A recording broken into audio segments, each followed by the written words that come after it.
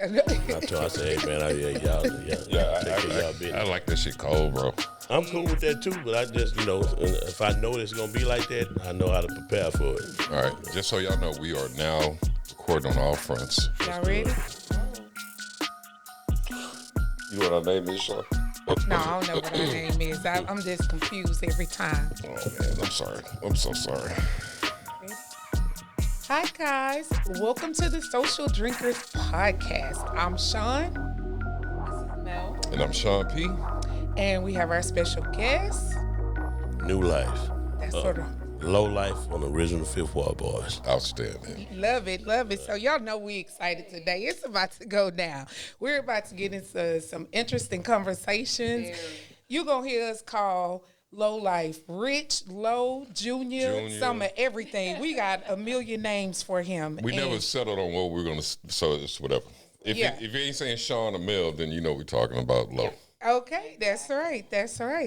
So introduce yourself. So I'm Richard Nash, first of all. So I'm Low Life of the original Fifth Ward Boys, and I changed my name when I was doing my prison sentence to NUE Life. So it's NUE Life, and NUE stand for Never Underestimate. So that's my introduction to. Yeah, I love it. I love it. So we're going to just jump right in and let's get started because we've been excited about having this whole conversation with you. What would you tell someone that wanted to start a rap career? Give us a little advice about that. So being that we started, it was new to rap a lot. The Ghetto Boys had been doing their thing, and they had a couple other artists, the Convicts with Big Mike and the Baby Ghetto Boys, which was how I was introduced to Lil J from Marvin, which is rest in peace, Lil Marvin. And I would say go in it if you just want to be a rapper, because being just rapping and you got something else going on is fun. But if you want to be a rapper, I would say go in it thinking business mind. How did y'all go into it? Were you even thinking business, or you just like, I want to be a rapper, this is something I have a passion for, this is what I want to do, and you just did it? It was fun for me. Like I was rapping before I even thought that I would be a actual known rapper. How old were you? When I first started writing some raps. Well, got introduced to everything. Probably about 18, 19. Okay. Something like that. And that was, like I said, it was with the Baby Ghetto Boys. And Lil Marv was like, man, you got a hell of a voice, man. He said, man, I'm gonna introduce you to Lil J. So I was like, okay, cool. You know what I'm saying? So I had him in my mind the whole time. Like every time I wrote a song, I was like, shoot, I'm gonna meet Lil J. Right. I wonder what he's gonna think about this one right here. Right. So my raps was like I listened to the Ghetto Boys. I listened to a lot of the stuff that he had going on, and I was like, I gotta kind of mix that with me and how I grew up, and so I can have my own personal self when if I ever become a rapper. But I never really thought that I was gonna be no rap group or nothing. So I just wrote songs and was like hoping one day I can get on a radio station and like do something on the radio station. I didn't think it was gonna ever be as big as it was. When was your aha moment? Like, oh shit, this is something.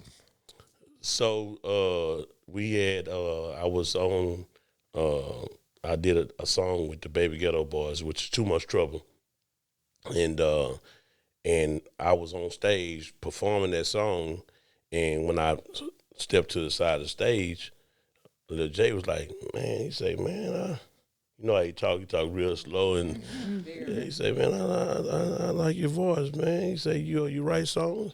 And I was like, yeah, I write songs. And he was like, well, put you a couple songs, man, and look for me.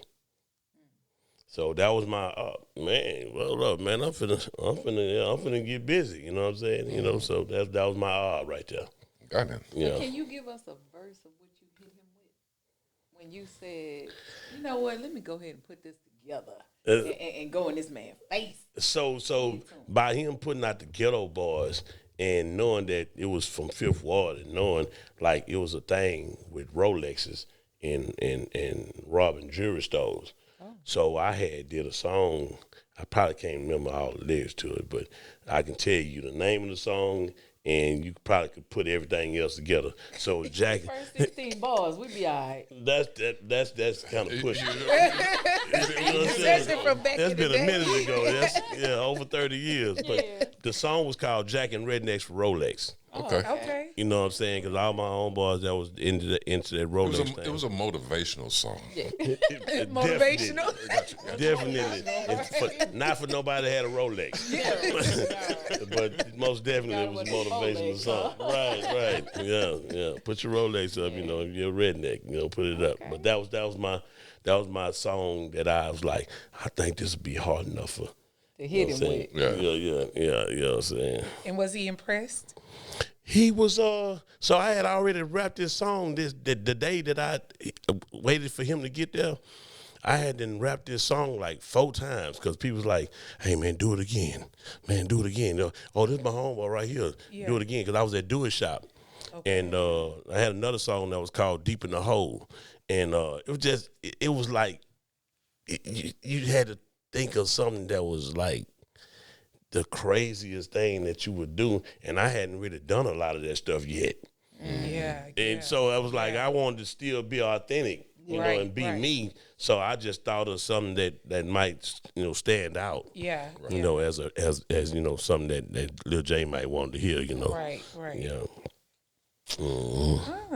So with that being said, let's go ahead and segue into telling these youngsters of some commonly mistakes that are made of their perception of the rap game when they think, just say for instance, you have rappers that rap about being on syrup and they're really not on syrup. They make a facade of these lyrics and get these youngsters all motivated and intertwined in it, and they're really not even doing it.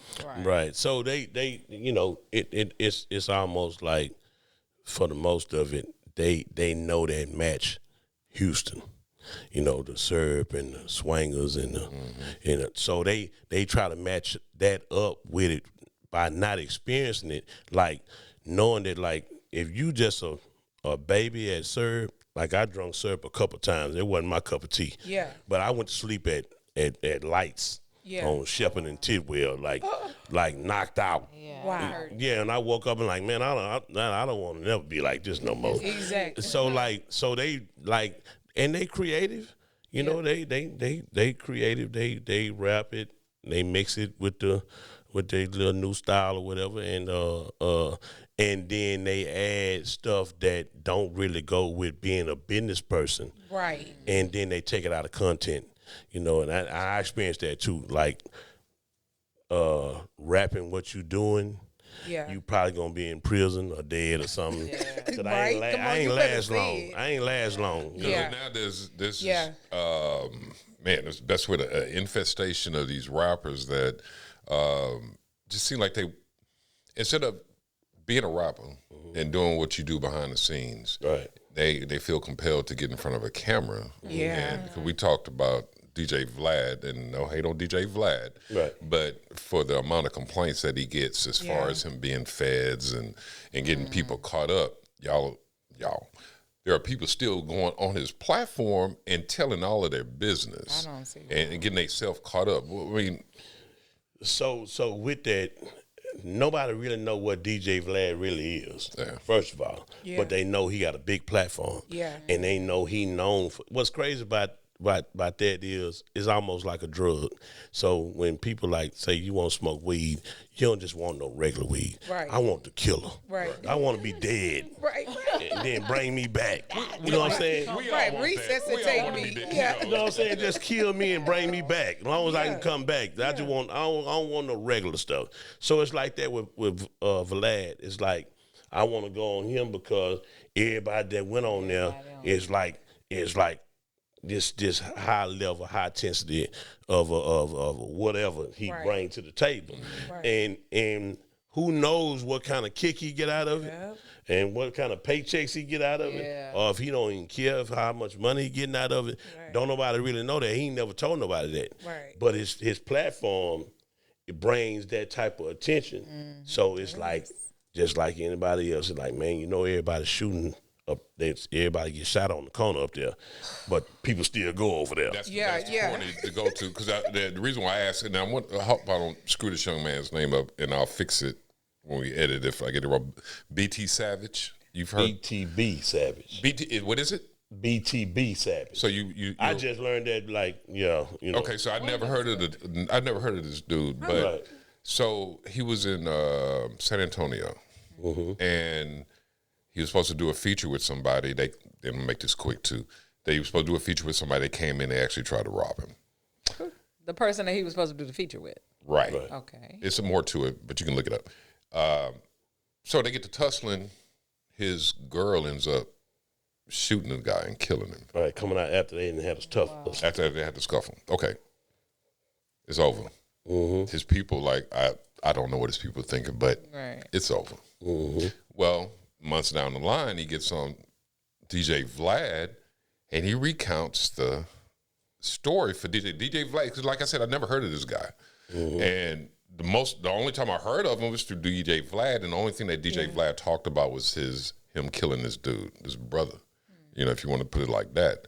And then the story kind of blew up. He had taken a picture in the crime scene, so where the guy died and bled out at. You know, they hadn't cleaned it up yet, so he's in there posing. No. Yeah, real talk. And so when the video, I mean, when the Vlad interview blew up, so he ends up posting that picture to Instagram. That's stupid. They caught this dude in the Galleria. Wow. 2 days after or maybe even the next day after the video dropped, and they did him in. They killed him? Yeah, they killed him. Yeah, they found him. So he was actually at the table feeling like somebody was watching him. Because he was texting his mom. He was texting his mom. His mom was like, you need to get out here to Vegas. So leave there, come on and go and get out here, and just in case, you know, something happened. And when he left there, so it was almost like maybe, I mean, you know, allegedly, the people that was right there with him, they said had something to do with him knowing his location. Right. And that's a new thing now that they got.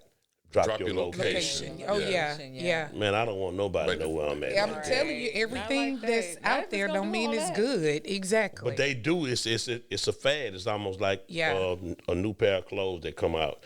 There's a new line. It's like, I'm going to drop my Addy. I'm going to drop my Addy in my location. You come holler at me. And dudes is actually doing that. Yeah, and dudes is actually coming in hollering at them. Right. So with him, it's almost like, they got a song that's saying, I'm living, I forgot how it go. Like you tried to shoot me or whatever, but I'm still I'm still alive. I'm still alive. I'm still alive. So that right there is like, okay, well, I'm going to get you dead. Yeah, I ain't do a good job. You tried to kill me. Right. You failed. Instead of me being like, hey, we good. Yeah. I'm a mock being quiet, let me get out the way. Now it's like, man, come on and try it one more time. So the person that actually like that shot they shot, obviously one time they wasn't scared to do it. So the second time, like, I'm gonna make sure I get it done. Exactly. Whoever around there or whatever. So that whole little new thing with this new rap, they call it I forgot the new name they called it. You talking about for what BTB Savage was doing? Scam rap or something? Because he was. It's a new name, drill rap. Drill rap. Okay. Wow. Out of Chicago. It's called drill rap. Is this even rap anymore? It is, sounds and like it's a hot They're mess. using it as a weapon. At If you this look point, at it, it's a weapon, you know. And when does it stop? It's just gone too far. Yeah, yeah. So everybody sound alike now. Yeah. But That's the true. words that they're saying excites the young youngsters. audience. It excites the hell out of them. So they be like, man, you heard what he said? I'm like, yeah, somebody finna die. Yeah, Or he 'cause just can kill somebody in this song, and he just told what he did. And it is exactly cool what he to disrespect dead people. Yeah. Oh, yeah. On the songs, and that also that kind of feeds into it. So, right. Yeah, it's a whole different generation now. It's a different world. So it's almost like with the question that you asked. Yeah. It's almost. I don't know if they need a college or a class, and they probably won't show up. Right. But it's hard to get them to understand that, like, man, that's taking it too far. Exactly. That's not even. That ain't got nothing to do with rapping. Yeah. You know. So we had a few fights when we was rapping in different places, and we had people like wanted to show us that they was hey man, y'all the Fifth Ward Boys want to show y'all how real we out, how real we is out here. Right. And they might have a couple fights in the club. But you live to fight another day. Yeah. Right. What's the movie? it's a Friday? difference. When the dude told Ice Cube, hey man, look, man, put the gun down. They not doing that. A couple of words will activate a life sentence in prison right now. And real talk, half of these little youngsters ain't even equipped to go to prison. They're No. not. They wouldn't last. They're not. they'll still take that risk. Yeah. You know, and I just don't. Now they don't look at the outcome of it. No, they don't. So you It's don't the right think now. They look at the money that they can bring in and Right. what they're doing. You know, they hopping around on stage. And the lawyer. Yeah, They- and being exactly. being lawyer, you could be over lawyer. I found that out too. Right. You can be over lawyer to somebody, just trying to show them like, man, I got you. Okay, so real quick, I want to add this to that. No, please. So I had looked at it like this.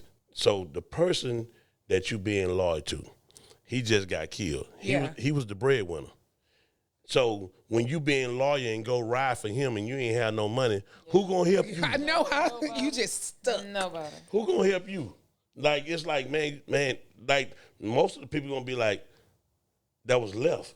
Man, why you go do that? Yeah. So you down there now, not knowing, like 80 years, they giving out big numbers for that type of Yeah, stuff. So yeah. it ain't no regular, I'll be home next They week. giving senior citizens. But it just seems Right. like it's an extension of our Black men. I mean, I hate to say it to that magnitude, this new rap and how they're all turning up dead. Like, it just seems like it's an extinction. It's a you know how, I don't know if you know the difference between regular grass and monkey grass. My mama had put some monkey grass in front of our mobile home. Yeah. And monkey grass grow like you ain't gotta water it. Right. It take over the whole flower bed. Yeah. So that's just how that is right now. Yeah. It's they taking over with it, and they don't have no control on it. My son said that we different, which I know that. Yeah. Like y'all, you like decades different than we are. But you gotta have some type of control on it. Yeah. So that's where the parenting come in at. Like y'all different. I get that. Y'all wear long hair and got all that type stuff going on. But man, you gotta be able to control the steering wheel. Exactly. Because, Come on. honestly, that don't last Nope. very long. Nope. That don't last very long. After 5 years, then what you looking at? Because that little bubblegum stuff that they're doing now, and that I'm killed in murder, blah blah blah. How long is that gonna last? Not as long as the last word you said. Exactly. Yeah. As soon as they get through saying that, that's a life Then the sentence. party is over. Somebody dead. Yeah. And then when they having these kids, they don't understand. They don't understand like saying that, man, this all I know. Right. Exactly.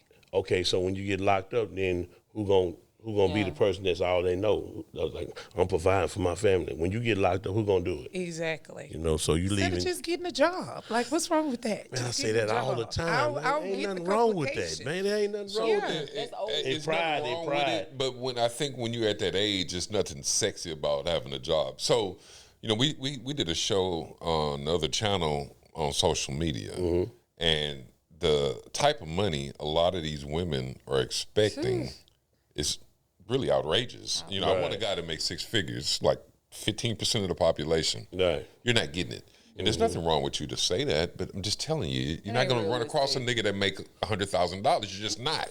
And if you do run across him, you ain't gonna be happy. Because you're gonna get beat upside the head. He gonna tell you what to do. And it is just, I've heard one girl say, but matter of fact, I went to school with a couple girls that was, I'm living this life. I got this, I got that. Well, what's the cost? Some of them will pay that cost. But to add to you, what's sexy about bending over and having a cough? Well, the whole thing because that's what's gonna happen. Yeah, we talking about for the. So when you're out there doing wrong, you're gonna wind up in the penitentiary or in jail. Said, I guess they don't factor that in. They don't think it's gonna happen. But also, and this kind of started when I was younger, but I knew better that if you're trying to lead a certain lifestyle, going to the penitentiary is like graduating from college. You understand? That's how they look at it. I'm not saying that's what it is. Right, I'm listening. But then you have, to get back to females, and I'm not shitting on females, but then, they'll do these little street polls where they talk to chicks. So you rather a guy with a 9 to 5 or a dope boy. They picked a dope boy. Yeah. So they want the money on demand. They don't want to have to be like, okay, well, I want to go to, I'll take me for instance. Sean, I want to go to Jamaica. Okay, well, shit, when you want to go? And I'm thinking like 3 months from now. Yeah. So you want right now. I gotta pay on tomorrow. I gotta pay on this. Yeah. First of all, bitch. Yeah. That's how you gonna treat me now? I mean, I gotta go to work. Yeah. Tomorrow, and I got put in for my. Unfortunately, at least PTO. But also, So and the thing is, that's an inconvenience to them. Yeah. So what they want it right now. And invariably, if you ask these same chicks, so what happens if the guy goes to jail? Oh, that's just part of the game. I just move on.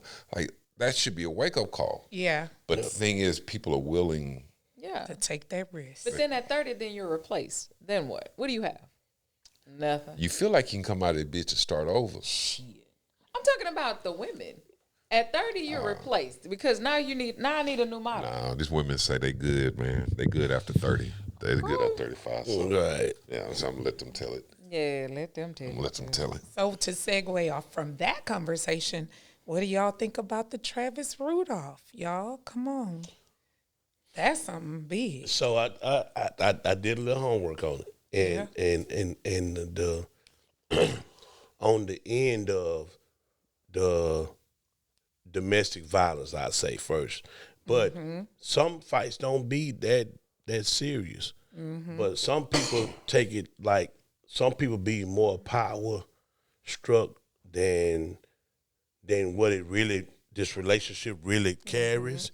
And I make the most money. It could be anything that got something to do with this whole thought. So then it could be pushed like, let's just say you have a glass of liquor, somebody just get out of their normal self, and then they take it a little further. Okay, now I'm really gonna say what I want to say, and it's like, oh, you really feel like that? And I've been just doing all this here, so it take it to like, okay, I'll be right back, and then they leave out. So I heard her say something about whatever happened, whoever hit each other first. Whatever. She was the one doing the. Yeah, because he never touched her. He never touched her. He never touched her. They say they had video on, so I didn't get to see. Yeah, she was beating the shit out of him on the porch. She was beating his ass. But he literally never touched her. Never touched her. Never and touched so her. she said, I'm going to get my peoples. And she brought, some of them said, go shoot. Shoot the shit up. Go over there and check it. Go over there and shoot it up. Yeah. So me personally, if I was on the other side of the door, and I was able to have, carry, I'm on parole, I can't carry no pistol now, but if I was on the other side of that door and I seen somebody walking up to my door with their shirt off, I'm not opening the door up without the pistol already saying, like, I'm finna shoot all y'all. Yeah. Please get off my property. Yeah. Please leave. This ain't the But let's be clear. Okay. They had already met each other, so met them all. He met them all before. He knew her brother. Yeah, but all of them. Remember in the testimony, so how many did she bring? 4. Okay. She didn't bring nobody. She went home and she sent a text message. They parked down the street. She named when they met each other. They were at They were somewhere where they met each other. If you listen to his testimony, he talked about it. It's only, I think, one of the guys, he say, I think he was there, but he wasn't for sure whether he was there. So when he's opening the door, these are people that he knows. Like, he was like, what's up? They're not all complete strangers. Yeah, exactly. Right. That's the difference. No forced entry. So at some point, they had some type of, I know you, you know me. Yeah. Yes. Right. Yes. Yeah. But on their behalf, it was premeditated. Yeah, but here's the thing. How in the hell, and y'all excuse me, does he get locked up, even get murder charged? Oh, I tell you, but George Zimmerman shot Trayvon Martin in somebody else's yard. Hold on. Those are two different things. How? Okay, well, I don't want to do the Trayvon thing. I'm just saying, they were in the state of Florida. Stand your ground. He was found innocent, too. I know, but he didn't even have to go through. So there were no witnesses. I'm going to tell you what got... Yeah, I'm gonna tell you what got dude locked up, and whether they lying or not, I think they lying, but I'm good with it. I'm good with it. Come to my house if you want to, and they figured out a way to get out of it. They were leaving. They ran away when he came out with the AR pistol. Oh, yeah, AR. Not just the pistol. That's some extra. AR. He 39 rounds. And that's crazy that niggas understand force. Yeah. They started acting right. Yeah. But it was too late. But what you scared of? You came here with a mission. So, you came with a mission. 100 yards away is where they parked. Yeah. He ran his ass down he did. And shot like Rambo. 39 rounds into that car. Rambo. Wow. That's what got him locked up. Because he left his property. Now, but George Zimmerman left his property because Trayvon wasn't shot on George Zimmerman's property. But what I'm saying is, in order to have a conversation about that, you didn't really got to get into that George Zimmerman thing. Yeah. You know what I'm saying? It's just, I'm just being real. But on his point, he was in the house and then left out the house. And then went down the street. Yeah. And same thing here. Yeah. If a person is leaving, you can't shoot them in the back. Right. You're not supposed to shoot them in the back. Right. But like you in the mind, it's almost like the same thing, a crime of passion. You walk in the house and see your person with another person inside of your house. You don't know how to think. And you carry, you just pull it off for your hip and shoot them. Right. You're not even thinking right. You going to jail. Lose your mind. You absolutely are. It's not going to be the same thing. It's like I left outside, went outside, go get my gun and go back in there. It's just like I just start off the instinct. So like with him going down there, like, man, these dudes just beat the brakes off me. They just jumped on me. Just did something. And I'm like, I'm still in my mode. Like, brother. Right. See, they said the neighbor, it was so bad, the neighbor caught this pistol. Yeah. Without even leaving the house. Yes. So I'm like, man, hold up, man, it's too close. Like, and also, I think it was not necessarily a rich neighborhood, but it was a little upscale. They ain't used to that shit. Yeah. But it is Florida, and everybody got pistols. Yep. And so. And did you see who was character witnesses on his behalf? His mama, his daddy? Who? I'm talking about when they were doing the news interviews.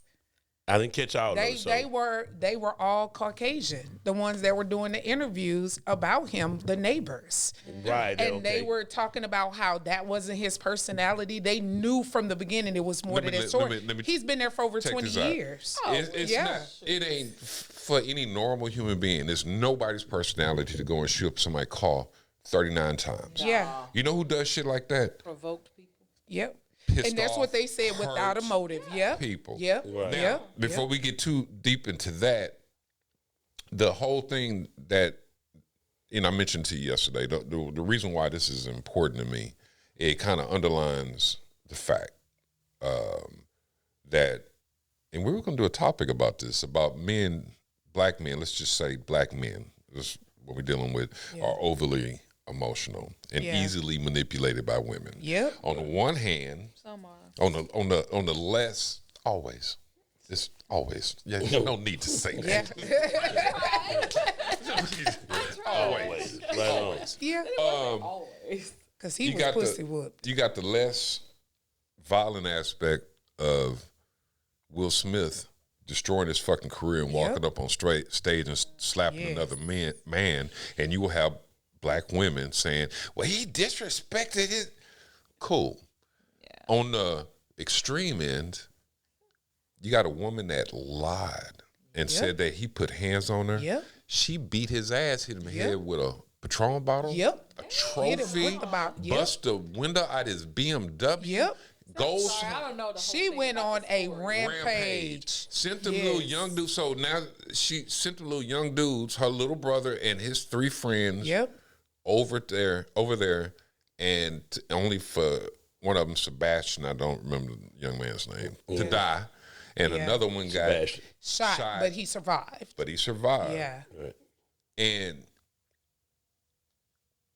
as men, all men, but let's specifically black men, we need, when a woman comes to you, and this is not an indictment on women. Yeah. Okay? But we've had this conversation a few times about emotion. Yeah. You acting off of emotion. Well, my sister is a bitch, and I know it, right? Not in real life. Yeah. My sister's a bitch, and I know it. I just got into it with this nigga. In your mind, the first thing you should think is, what you do? Yeah. I get why he might have did whatever. Yeah. You know what I'm saying? And that's not excusing anybody doing anything to a loved one. Yeah. But swing all the way back, you got the Will Smith thing, and I give you a look, and you walk up on stage in front of millions of people and slap your brother. Yep. We have to start making better decisions overall. Agreed. But just because you want to show your loyalty to a black woman, be it your mother, your sister, your aunt, your significant other, think that shit through. Yeah. Because I think if dude would have called him, you know him. Yeah. You're familiar with him. Hey, Travis. Hey, man, I need to holler at you, bro. Yep. I mean, come on over. And y'all come in and y'all talk. Yeah. If y'all got to throw hands. If it come to that, exactly, that's what you do. You live another day. But you show up with 3 other niggas. Man. Okay, so anyway, because he was looking for trouble. Your homegirl, your mama, your sister, your brother pumped you up, and she sent you out there. But first of all, like you just said, in my mind, you got to know your audience. Your audience means your sister, your mom. You know who they are. Is my sister difficult? Is she difficult? Man. You could tell how she was giving them a hard time. She wouldn't answer any question. Every question was so combative. I'm like, that's how you roll.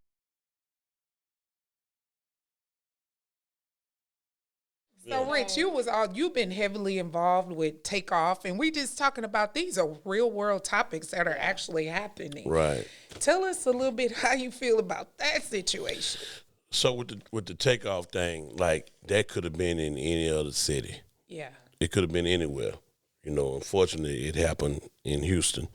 And for me personally, I don't care if I had that type of money.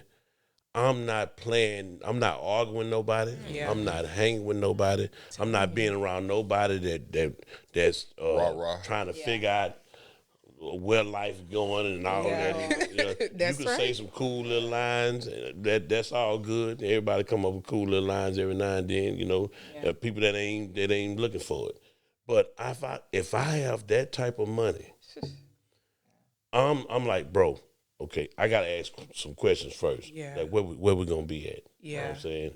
Yeah. Is it cool? Like, you know what I'm saying? Is this a event to where, like, if it's any type of hustling, I can't afford to be in that space. Yeah. Why are we there now? I mean, you know, at this point, why are we there now? Man, so that's what I'm saying. Loyal, being over loyal to people and showing love and too much love. Is like, that's why certain people be humble to give up certain information or be in certain different places. And I learned that. I learned that because, like, you can't tell everybody where you stay. You can't tell everybody when you leaving to go out of town. You know what I'm saying? Oh, you gone, we in your house. Putting your phone on and saying, man, we finna go to Hawaii for 2 weeks, and you got certain people know where you live at. I can take my car? Thank you. Even sleep over. I can make multiple trips. Okay. Appreciate it, but by the time you get back, you know, just in case of emergency, I get you done in about a week. I take everything out. I'll post it when I get home. They're like, right. You know, so. Come on. You see what I'm saying? That's it, right? So, you know, that's, you know, it's a lot of stuff. I mean, like your parents used to tell, my mom told us this years ago, everything don't need to be told. You ain't got to tell everything. Yeah. Right. And you learn that when you're younger, you have to keep some things discreet. Everything, just because that's your boy, that's your girl, and social media is really wearing a lot of these people out. Yeah. It's different. It's different. It really like is. you know, so I'm gonna say this, and I'm gonna mix it together with the question with the GPS now. Mm-hmm. You know, we just got addresses and said where. Like I can't even remember how we actually got to everywhere. Now because of the GPS now, like sending you directly to where it's going. I even had the GPS going to where my cameraman guy Chase. I put the same address that he saw me before, and it saw me somewhere else. Mm-hmm. You know what I'm saying? So like with the PNB Rock, dude, in L.A. was at the Waffle House. Roscoe's. At Roscoe's. I've been to Roscoe's before. At the bad one, well, not bad one, but you understand. He was at the one that was like the rough and tough one. Yeah. Like, you know, you got certain Popeyes might be in a rich area, and you got one that be in the hood. Like, man, don't go over there and get chicken at a certain time. Right. You know what I'm saying? You might get robbed as soon as you order your chicken. You know what I'm saying? So it's like when and who knows who put the location up.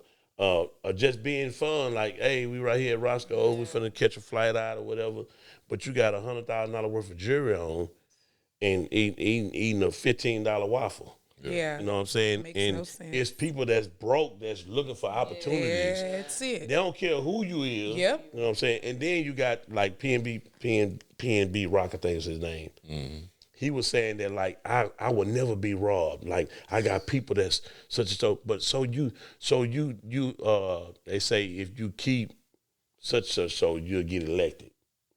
You know what I'm saying? And it's like you keep campaigning. You keep campaigning. You wind up getting it right. Mm-hmm. So it was like he had these people that was like, okay, so you think it's easy like that. So you really don't know who that they caught them, but you really don't know who you inviting in exactly to end what you were saying. Exactly. Well, you're saying campaigning. If they shot Reagan, they can shoot you. Exactly. Okay. Trust me, it's got somebody. It's got somebody that want to be famous. Yep. Right. They don't want nothing out of it. Just to show you that you prove I'm gonna prove you wrong. Exactly. I'll be over there in a few minutes. Yep. You know, and that right there, I just ain't with that. You know. Yeah. Who is this person again? PNB Rock. I'm really novice. Now you got to remember a lot of these cats. Now. I'm really novice to a lot of these rappers. Yeah, well, we are too. The reason why I know who these people are is because they got killed. They got killed. Okay. Yeah. And so it's not like I'm listening to them. Yeah. And that, you know, that's no indictment on them. Any back in the days, we old. Any money we got, we didn't hold a stack of money up on our ear like it was a cell phone. Now we'll get us a 3-finger ring. Can I hear you? Shit, you know. Yeah, like. Man, we wasn't making it like that, first of all. Yeah. So when I get it like that, I'm not going to tell you I got it. Putting that in the bank. But, right, because there's going to be people like, oh, I can go get some money from them now. That's right. These dudes is getting so much money till they don't know how to think or what to do with it. It's a couple of people that's smart enough to know, so and they listen. Like, I can't do it like that. I got to move different. Yeah. But they're moving out of act of like, you know how they say, how they said, now you got something you don't know how to act. You ain't never had it. Yeah. That's kind of like it is. Like if I get $40,000 for a show, and I know I got 3 shows in a row, I'm not gonna throw the first $40,000 in the strip club. Exactly. I'm going home with all. I'm going home with all that. You better tell you something crazy, and I'm not gonna even say how I know this person. Yeah. But this person came into some money. I won't even say how. Right. Legit, but he took that money, and I think he has 3 chains. My nigga. They nice. Yeah. And he got the pieces, Glittering. and he wear all of them at one time. Yeah. I'm as square as they come. Right. I swear to God. When first time I saw that nigga, I was like, ooh. Yeah. Busting dead upside. Yeah. And because he ain't even. Some niggas just off strength of how they look and what they rep. You ain't finna fuck with them. Yeah. Right. This dude ain't that. he ain't And that. so So you know, it's like I might get try that. Right. If it crossed my mind, yeah, of course it crossed the line. Some people that would actually do something in my mind is I would never. There's a chain that I want. It's just too expensive. Yeah. It's just too expensive, bro, and I can't get it. But that's close to it. Yeah, but his shit way over that. Oh, okay. It's extravagant. Yeah. And I'm like, nigga, I wouldn't even feel comfortable. And he walking around flossing with that shit. Now, so you know, it's a law in certain places to not leave your car running, and this is why. You could turn a person that's never thought about stealing the car, never, and you made him into a criminal today. I got you. See what I'm saying? Temptation. Right. So like being exposed like that, you know what I'm saying? So I can understand why they made that law. Like, turn your car off, take your keys with you. Yeah. Write you a ticket. Yeah. Because you turning the person. So they had started doing that for a minute. It was called entrapment. Yeah, entrapment. Yeah. They set the 18-wheelers up on the side. It was broke. They had the back doors open with all the rims and the swangers and stuff with tires just cocked up or whatever. Yeah. And you made a person like, well, I can't leave it here. Okay. I got to go back. Did you see that? I'm there, exit the freeway, make the U-turn, and then you see all the guests. They looking like this can't be true. Now you out here making life decisions because first of all, now you got people that ain't ate in 2 days. Dangling. They ain't got no rent money. Yep. And all this other stuff. I got kids to feed and all this other stuff, and this stuff is wide open. Let me go back. That's an automatic U-turn right there. I'll be right back. U-turn. And I might hit it on 2 It's sad. And then as soon as you go in there and grab that rim and turn toward the door, the laws come out from everywhere. I'm like, man, I ain't never stole nothing in my life. Entrapment. So that's kind of the mixing with that. Yeah. But that's a part of it. I don't know. Well, Patty LaBelle and Stephanie Mills start fighting. Y'all call me. Okay. Because I don't know nothing about they got beef now. I don't know about these rappers nowadays. You don't want nothing.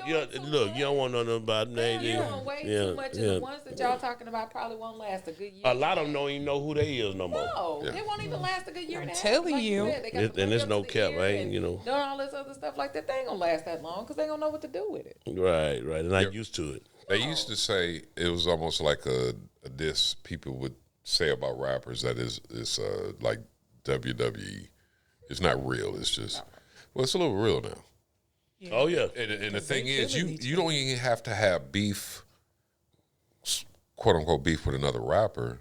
If you project a certain energy, it's niggas out there that want to see if you about it. Yeah. Like I was saying earlier, when we used to go to certain places, dudes was like, man, we want to show y'all how real we is out here. We're like, we don't want to see that. Yeah. We just want to do the show.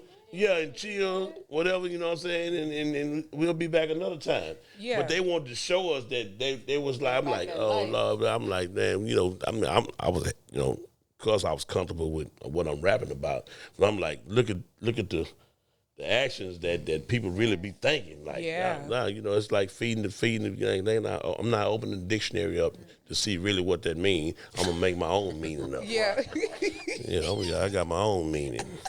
Yeah, so that's how that is, Yeah. So let's talk about you having Bushwick Bill in your life. Tell us a little about that. So when the Fifth Ward Boyz first did a song with Bushwick Bill was Thanks for the Blessing, I actually wound up getting locked up. So I actually missed doing that feature with him, but not knowing that he was. He told my son when he was in the hospital that he said, me and your daddy are genius.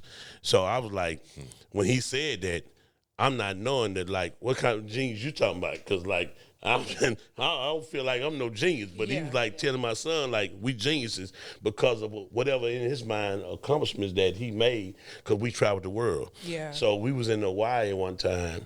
And this is when I actually first got a chance to meet the actual Bushwick Bill, and they got a certain thing called the short man complex, Yeah. So I don't know if he had that right or not, or that just was Bushwick. But he was like on a rampage, like, hey, I want this here. I'm gonna do this. I'm crazy, And he was like, hey man, follow me to the store. So we go to the gift store in Hawaii, and he put a backpack on, And this is something that's in his mind. And he was like, man, just walk through with the store. And I can say this now because he passed away. Rest in peace, Bushwick. He say, put everything that I give you in my backpack, and I'm just gonna walk out the store with it. And he say, they're not gonna say nothing because I'm Bushwick. You know what I'm saying? I say, hey man, I'm not gonna get in trouble with you. He say, man, just put it in my bag, G, and they're not gonna say nothing. It's all on me. It's all on me. Yeah. This man loaded this backpack up with all kind of. We in Hawaii. Yeah. He put whatnots in there. You know, we grew up on whatnots on the coffee table. I'm like, what you gonna do with that? He just like, it just was something that he was good at doing, and he knew he could do it and get away with it. Yeah. And I'm like, I'm right here with this dude. You know what I'm saying? So later down the line, right when he was in his passing, somebody had asked me about him, and I said, yeah, I got his number on my phone. I'm gonna call him and hit him up or whatever. And I hit him up. He was like, Low Life, I need you here right now. You know what I'm saying? I'm saying, where you at? He was at the studio called Sugar Hill, and Lil Flip record there, and a lot of other people record there. So he's like, I need you over here, man. I need one of them Low Life songs, man. I need. So he never really wrote music, but he knew exactly what he wanted to rap about. Yeah. So he got certain people to write for him, to write certain songs like Gangsta Nip, Hitman, whoever, especially Nip, the mind of a psycho. That's why when he got shot in the eye. Yeah. That whole thing right there was like, I got shot in the eye. When he could have shot me in the body, he's just like crazy like that. Yeah. You know what I'm saying? So when he told me that, like, he rapped one of our songs called Situations, he rapped my whole verse. I'm like, man, I ain't know he like really knew my paid attention. The catalog like that. Right. So he like, man, I told you, man, I just need that. I need one of those songs. So I wrote him a song that night, and he told me a whole lot of other stories that I wasn't around him with the Ghetto Boys and all that. And when I wrote him that song, he was like, I'm recording this tomorrow, G. And he said, I need you here to. Can you write me 5 more songs tonight? I'm like, nah, I got to go to work tonight. I'll come back tomorrow and say, no, I can't get you. You can't leave tonight. I say, yeah, I got to leave, Bill. And so it was a relationship was being built off of him knowing me and me knowing him, never not being around each other, not knowing. And I got a chance to be at the hospital with him when he was, he knew his date. He knew his death date. But I didn't, but he still was in his right mind, regular mind or whatever, and brought my son with him. Did you know that he was on his way out? I knew that he had the cancer that most people pass away from. Pancreatic. And I ain't know, and I didn't know that, like, he really knew the date, but he knew the date, so he was like, man, you want to do a song with George Clinton, or you want to do a song with Power Wow? You know what I'm saying? I was like both. I'm like, right. So I'm like, well, Power Wow right here, we probably can get a song with him, you know what I'm saying? Yeah. Any day. But like, I'm like, man, George Clinton? I'm like, he said, we're going to have to go out there. He's like, he already talked to him. He's waiting on him. I'm like, well, let's hook that up then. I need one of them funkifieds. You know what I'm saying? Okay. You know what I'm saying? He said, all right, I'm gonna hook it up. We're gonna do it. And matter of fact, he called his sister or somebody and talked to her that day. So make a long story short, we was right there, and he called me back another day, and he was like, man, I need you to break me out the hospital. Yeah. I'm like, man, I'm not breaking him out the hospital. Like, I need you to take me. I'm like, bro, I'm not finna do that, man. Yeah. You know what I'm saying? Like they if they got you that locked in, that means it's something that you supposed to be there. Right. Yeah. Cause we had, me and my son had to wear masks when we went in the hospital. And he was like, man, I just need to come. Okay, well, call me back if you can come and get me. I'm like, man, I'm not calling you back. Cause I'm not coming down the street and he died and shit. You're like, damn, that's on me. Okay. On me. Okay. Yeah. And so after that, he wound up being somewhere way in Colorado somewhere. So I don't know who came and got him or whatever he did, but he got his wishes. He got I think that's where he passed away at, with Bill. Oh, yeah. He didn't want to pass in the hospital. It was something that he had there that he told me he was setting everything up for his kids. All the songs he did was doing. He knew the business now, and we just had that whole long talk. And he said he was setting everything up for his kids. So that's awesome. Yeah, so at least he had them in mind. Right. Yeah, I fuck with Lil man. Oh, Bill, man, Bill. Size ain't shit. Man, I traveled way from the other side of town to see him in the casket, and I went on the toll road where it was something blocked off, and when I got there, everybody was outside taking pictures. At least I got a chance to see him before Exactly. As I've gotten older, I stopped looking in the casket, bro. I go up there. I'm kind of glance, but I'm not. That's not. I don't stay there long. Yeah, I probably would, if it was one of my people, but like when it's somebody else, I'm like, man, I'm glad they put away nice, and I get on, Yeah. Mm-hmm.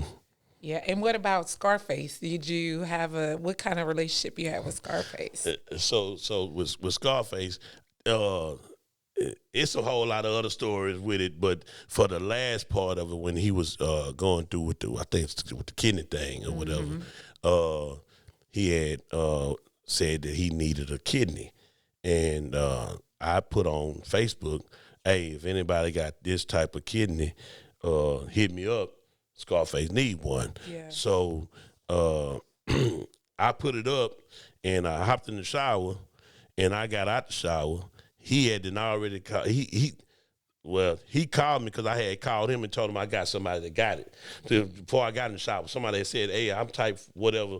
I can give him, I can give him my kidney, whatever." And it was like people that was like, I talked to my wife, and she said it was okay, and so it was people like was willing to do it or whatever. So I had hit him up to let him know, like, hey, I got you some people. It was 4 people. And I got out the shower. He had called me. When I called him back, he never called me back, right back. So I round up, realized I called somebody else that be around him. And he said, yeah, well, he I think he got somebody or whatever. And so it wound up being his son. Okay. And I actually was calling him to check on him one day. And I texted him. I said, hey, man, I was just checking on to tell you I love you, man. And we praying for you out here, and everything. And like about 30 minutes later, he had hit me. He was like, Junior. I said, hey, what's up, man? He say, Junior. He say, man, I'm out the hospital, man. He say, man, I feel like I'm 13 years old, man. I feel good. I say, man, that's good, man. That's good. He say, yeah, man, my son, he he came through for me, you know what I'm saying, this and that, whatever. And I was like, man, he say, I ain't gonna hold you, man. I know you at work, you know what I'm saying? And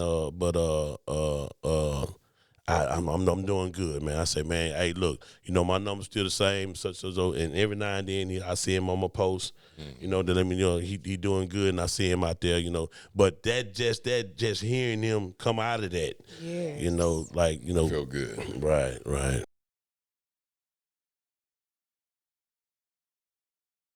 And then, so let's just segue into your live you just did. I'll be watching you because I put on my post put a little comment on there. Okay. Trouble don't last always. Now that was motivational. Right. Tell us a little bit about your spiel on Trouble Don't Last Always. So just going through a lot of stuff and knowing, just all kind of stuff, when people pull you into their mess, people talk down on you, and these are people that you wasn't expecting to hear that coming from them. Like, I thought we was all right, and it's like that. For me, from day one, I've been the same person. I like to joke around. I'm cool, but you can't expect the same thing out of everybody, and I had to understand that. So going through storms. One of my greatest storms was my prison term, and when I first got locked up, I went through Soulcialites, and they asked me to what did I want to do when I get out, and I say, because my dad and a lot of my granddad and my uncles, they all had CDLs and they drove trucks, and and I told them, I said, I wouldn't mind having my truck driving license, and the lady told me, she said, well. They got truck driving in prison. And I knew I was going to prison because I was already found guilty, and I had 35 years. So that's when they ask you what you want to do. Yeah, so me, like 35 years never set in on me. Because I'm like, that ain't tomorrow. No. That ain't 35 days. Right. Like, that ain't 35. Man, it was a long time. So me not knowing that, like, I kept getting set offs. And I got another set off one time, my second set off, and I asked my mama, was it really a God? And she's like, son, it is a God. But what's a set off? Huh? What's a set off? A set off is when you go up for parole, they look over your case and look over what you did while you was in prison, and they determine whether they're gonna give you parole. And it can go up to 45 days to 5, 6, 7 months before you release to go home. So when you get a set off, if you get a year set off, of course you come back up in about 9 months and they give you an answer close around a year. Mm-hmm. But they can give you up to a 5-year set off, which you got to go back to your cell for 5 years. You know what I'm saying? So luckily I kept getting a year set off until I wind up getting shipped from one unit to the unit where truck driving was at. And was that a good sign for you? Like, hey, okay. It's looking good. Yeah. So I had to fight to get out of the building, which is where all the big times at, to get to the trustee camp where they can trust you to be able to go outside, of the compound. So I wind up getting another set off. I wound up getting to the trustee camp, but they didn't want to give me a truck driving trade, because I was a little older than the younger kids, the younger boys that was locked up, and they said I had too much time. And I wound up being an officer barber, and the warden was like, my frack brother, it's over. Well, he wanted the instructors over at the truck driving. And I was like, well, I just got a set off. He said, so what you want to do? I said, well, I wanted to go home, but due to the fact I got a year set off, I'll take I just threw that out there. Yeah. Like, somebody like can change that? Right. But since you asked. Right. Yeah. So he was like, well, I know somebody over there. I can get you in there. And then the major was like, why you ain't tell me you wanted to get in truck driving? Because I was cutting, I cut all hair. So he was Spanish. So he was like, why you ain't tell me? I said, because I wanted to go home. Yeah. I ain't want to get in truck driving after I wanted to make parole and go home, but I did have an option in case. Yeah. So he put me in truck driving, and I wound up being in truck driving.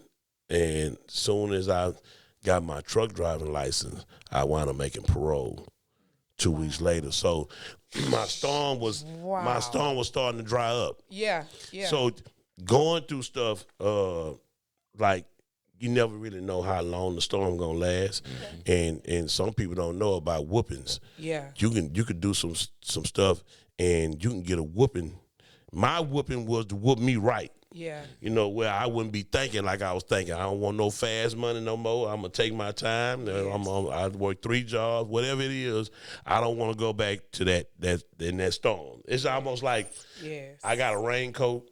I got everything to go through this storm with. It's like me taking it off and just go back the other way. Right. Yeah. You know what I'm saying? I'm like, it don't make sense at all. Yeah. So so the trouble don't last long. I've went through some things and made it through some things for me to be able to say, like, if you going through something, it don't mean it's gonna last that long. Yeah. You know what I'm saying? You just gotta weather the storm. Yeah. That was some motivation for a lot of people. Right. I mean, it was pretty phenomenal. Appreciate it. Yes. Yeah.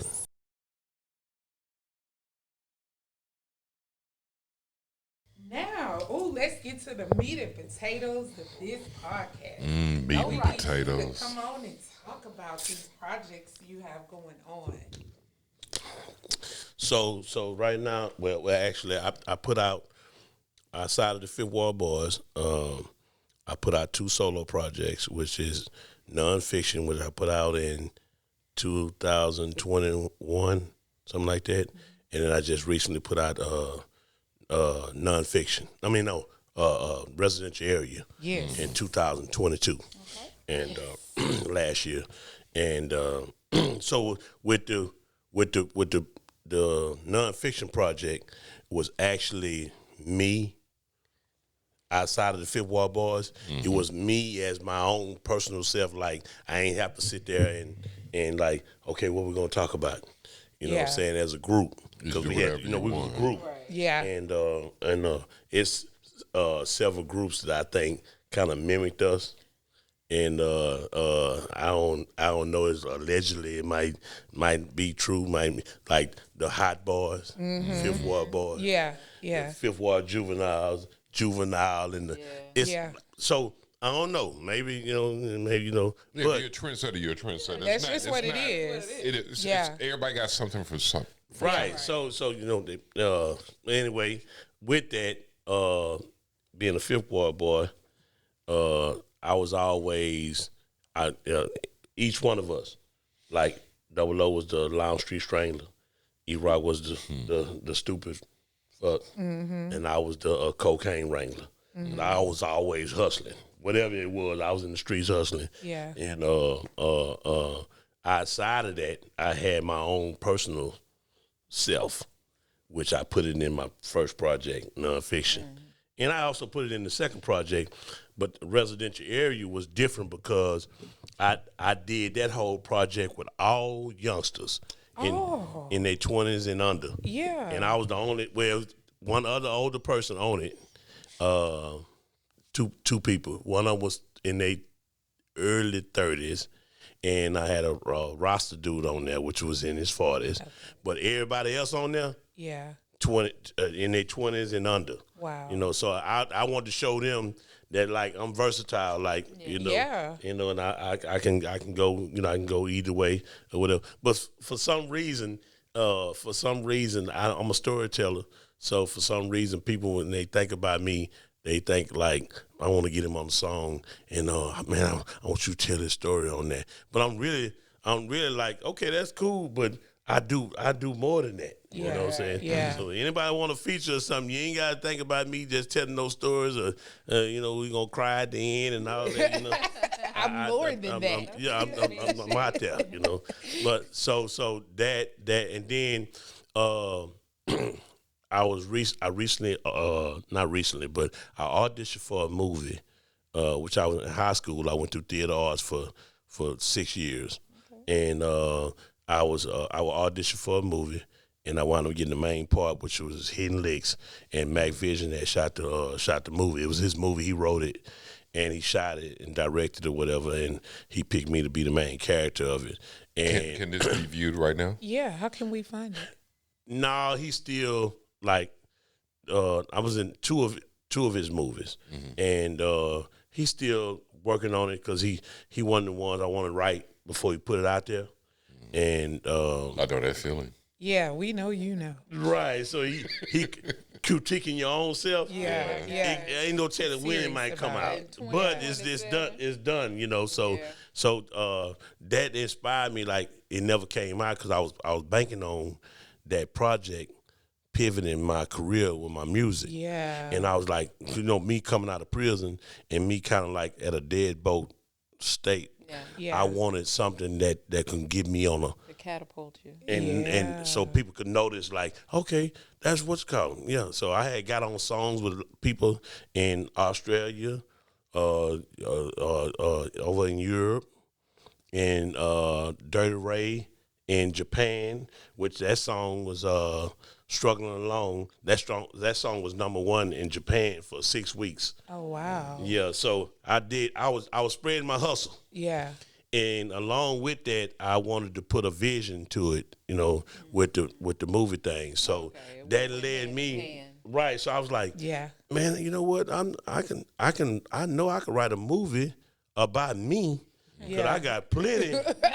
Plenty of content. Who else to tell it? But me. So I wrote Sorry Not Sorry, which is talking about a person that it was talking about me, but it was talking about a person that went through everything they went to, and they went to prison, and they wind up going to prison, and it's a saying in prison like, Lord, if you get me out of this, I ain't gonna never do it no more. Yeah. That's like that's it ain't just in prison. Yeah. But people say that all every the time. Day, like, I know Lord, if you get me out of this. Yeah. I ain't gonna do it no more. So I was down there, and we had a concert in prison, and that's when I changed my name to NUE Life. And me not knowing that NUE Life of the Fifth Ward Boys, Low Life, was finna do a concert in the chapel. They had 3 lines trying to get in the chapel to see me and everybody else, that all my boys that was in the choir, whatever. But it was like this was something that never happened before. They was all outside the rec yard in 3 lines, and there was so many people trying to get in there to where they had to cut off because there wasn't that many guards to watch, on capacity, only hold certain minute for the guards to watch in the chapel. Yeah. So that along with me being out here inspired me to say, you know what, man, write your own movie. Yeah. You know what I'm saying? And so I wrote my own movie, and I made my own self. I starred my own self in there. So have you filmed it yet? I filmed a piece of it, so it's on YouTube right now. It's a piece of the. It's not a trailer. It's called a snippet, or it's another name for it, but it's like a snippet. It's I think of it in a minute. I'll give it to you in a minute. It'll come to me. But it's a piece of it that's there right now. A pilot. Yeah. So let me ask you a question. Right. There's a pilot. You ain't locked in quite yet. Right. You trying. So if you could have anybody play you. Oh my gosh. If I can have anybody to play me. Please don't say Denzel, because I'm about sick of everybody using Denzel. Okay, we ain't gonna do him like that. Okay, I'm gonna make y'all laugh and don't be serious, because people used to say this about me when how in groups came out and everybody like, man, you look like what you call him. You such so so everybody used to think I was Bobby Brown because I had a gap in my tooth, right? Okay. Yeah. Okay. Right. So like he's probably older than me. Yeah. Now, but if he ain't didn't gain all that weight and have to go off the stage and get him some breath and all that, I would like him to play me. You know what I'm saying? Man, play me, dog. I played you. Yeah. You know what I'm saying? Yeah. I have to have my ways to the side. I played you in real life, exactly. nigga. You owe me this. Play me, my nigga. Play me. I love it. Yeah. I love it. You had the Gumby too? I had all that. Cause I cut hair. So I had the triangles. I had everybody putting triangles in their head. Yeah. And having to cut all their hair off because they did it themselves and they want to pay me $3 to cut their hair. I used to cut hair in the back of the barbershop at high school. We used to be cheap back in the day, boy. Hey, and then I put, if you wanted a curl kit on there, put it just like Ralph Bobby. Are you serious? $5 I put you. The S curl and the carefree curl. Man, I had you whopped out. You know what I'm saying? And when you leave my house, and we stayed in the mobile home in the back of my granddad and them. When you leave my house, you was gonna have exactly what you thought. You might like, man, I ain't know it was gonna look like this. Yeah, you know what I'm saying? You looked it up. Right, right. You ain't have them going out there with the old Sheila, with the Ready for the World. Nah, I ain't put that on because they always had the little curl in the front. No, because they always say, I want what you got. Yeah. I want, you know what I'm saying? So I'm definitely not gonna put that on them. Yeah, You know what I'm saying? Old Sheila on. Oh, she. I love it. Good news, that was so cool. But they had that one little curl. That one. Right. It laid down right there, stayed right there, too. Stayed right in the front, there was curl right there. Yes. Everybody wanted it. Yeah, so when I said I was seeing all the movies that I was auditioning for and becoming different characters in, it made me say, you know what, you can write a movie yourself. And what was crazy about it, I was actually writing, and I'm like, man, this pretty good. Yeah. You know what I'm saying? So, and I had a pause at the end of that one, because when you're writing a movie, I really don't know how long I gotta write it, and I found out that just like each segment is like a minute or so or whatever. Yeah. And so I'm still learning on that. So I want to make sure I kind of got it. I don't want to make it too long and not long enough. Yeah. So you shooting for like an hour and a half, hour and 15 minutes, something like that. Right. So that's what I was shooting for. So we hadn't shot except the first part of it, which is on YouTube. You can pull it up right now. Sorry Not Sorry. It's under my Cartridge under my record label name, and that's CORPRICH. You can pull it up, and you can put "Sorry Not Sorry" and show you the pilot. Yeah, and it's actually pretty good. I had a little more weight on me then, but it's still me, And so how long is it? I don't know yet because I stopped writing on it because I had a lot of other stuff going on, and my dad passed away in the midst of me writing it. And thank you, and appreciate it. And so when that happened, and with the kids and all that stuff, kind of got me. And so this is what I learned: when you start writing a movie, you have to actually go back and read the whole thing over again, because you want to make sure you line everything up. And you get that it's got to make sense. That same feeling. You gotta have the same feeling. And I was hungry. What you said earlier. Yeah. Which part I be saying? You said hungry, and you mix hungry with something else. No, hangry. Hangry. I was hungry and angry. I was hungry and angry. Yeah, you was angry. And I was like, man, I'm finna write this movie, man. I thought you were finna say you're fired because she like to. You are going to stop saying that. I'm sorry. Oh my Go God. ahead, bro. Ignore him. Well, I'm glad I ain't had you hijacked. You know what I'm saying? You cannot listen to them. Without you being hired. Right. Yeah, so with that, I met Chase. Okay. And we got a song that's out right now that it's me and him on there. It's called I Hate You. Okay. And he actually it's on Residential.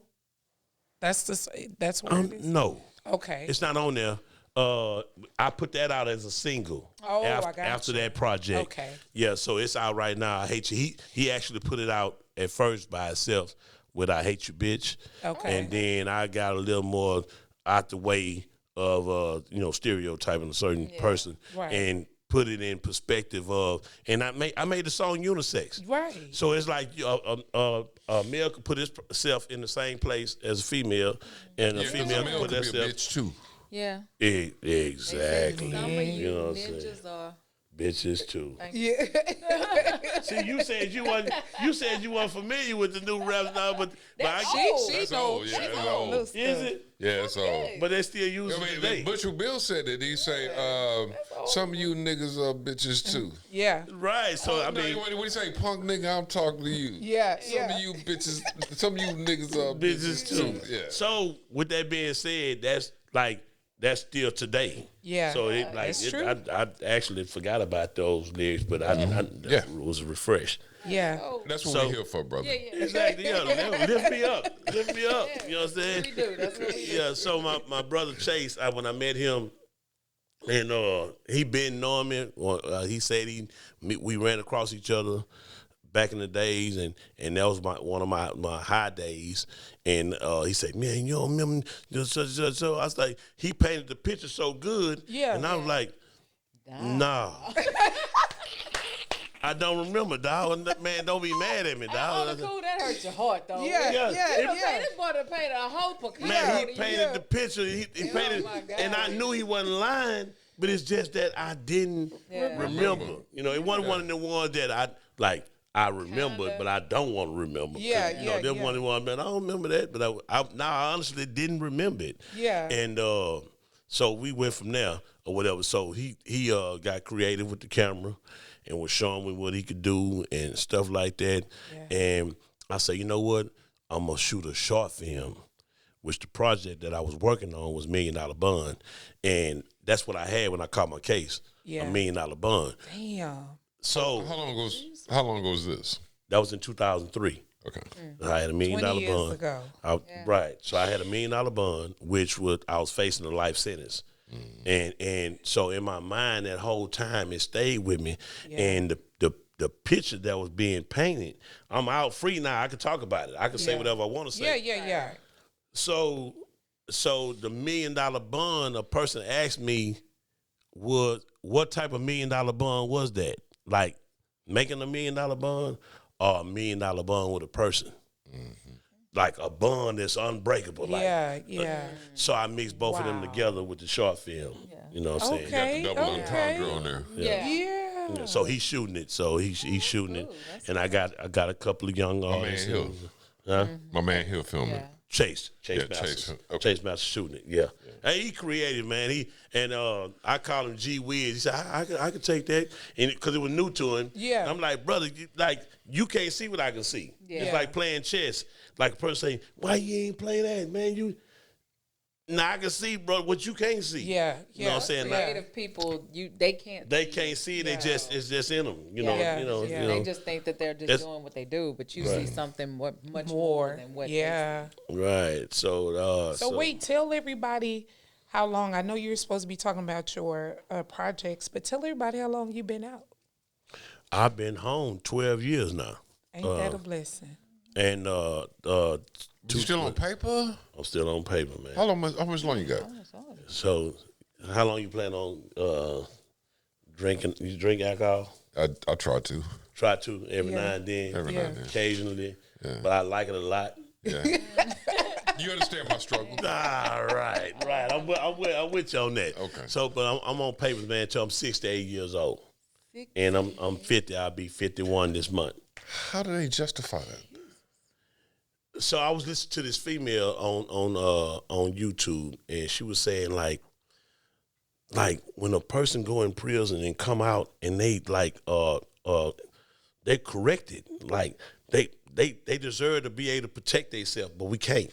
You know what I'm saying? We can't do a lot of stuff that we used to could do because they don't trust us like that, right? Wow. So like where I'm at right now, I'm one of them people. I just did over 10 years. I did a decade of no violations. Yeah. And I never got, got in trouble again since then. This is something I ain't never been equipped to. Yeah. Every time I got out of jail, it was either 6 months, 18 months, 2 years. Yeah. And I was back in trouble again. Yeah. So this was like a breaker for me. Yeah. You know what I'm saying? Yeah. And I'm like, who I need to write? You need to do something because you're helping youngsters. You live a lifestyle that's violent free.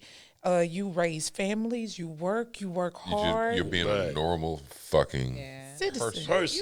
You have congressmen and senators and things like that have done far worse. Yeah. Oh, come on now. Slaps on the wrist every day. Because Joe Biden's son can smoke all the crack he wants. All of it. And then won't say shit. This is the same guy that, I'm sorry. Don't look at me. We not gonna even go there. That authored the '94 crime bill where if you have a rock, 5 years. I'm gonna tell you something of what's crazy about that. I'm not even mad at the fact that I'm gonna be 68 years old when I get off of it. You know why? Because I really don't know me outside of not being uncontrollable like that. Yeah. So this is your default. This is your baseline. So I'm cool because I'm not locked up no more. Well, let me ask you this: how? Nobody's perfect, right? I think I break the law every 3 weeks or so. Yeah. Not.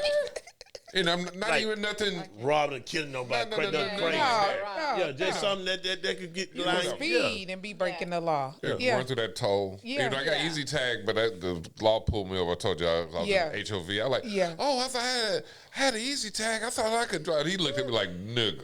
You knew. You goddamn well. But my point being, how much leeway do you have to make a mistake before they try to throw you back in there?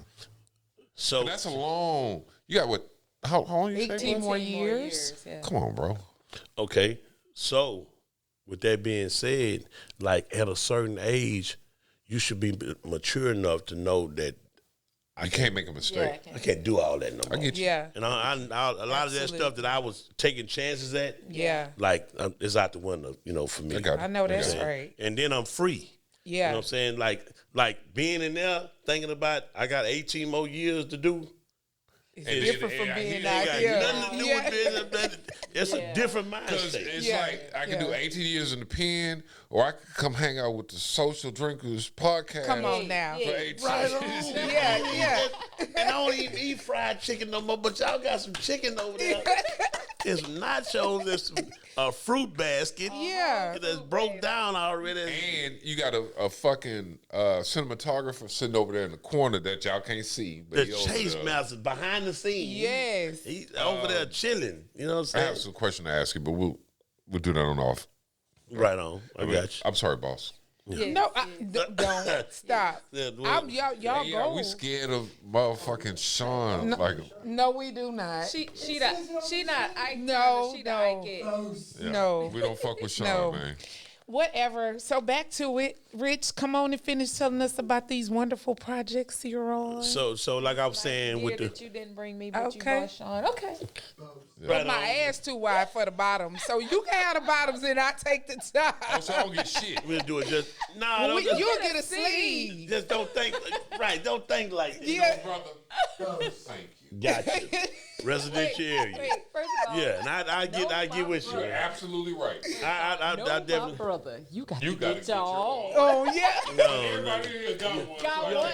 You're on your own. We came here in 3 different directions. Yeah, to the same place. Yeah. Hey, real quick. Y'all are crazy. Real quick. And we can cut this out if you want to. It's going to be real quick, though. Okay. When you film your shit under his direction, Right. can I help? Sure can. Okay. I'm not going to do shit. Sure You don't can. tell me to do. That's what I was telling him. I told him earlier that, yeah. Okay. Yeah, That's it. I mean, why? You the boss. Because the thing is, I want to be a part of it. Yeah. I recognize my limitations.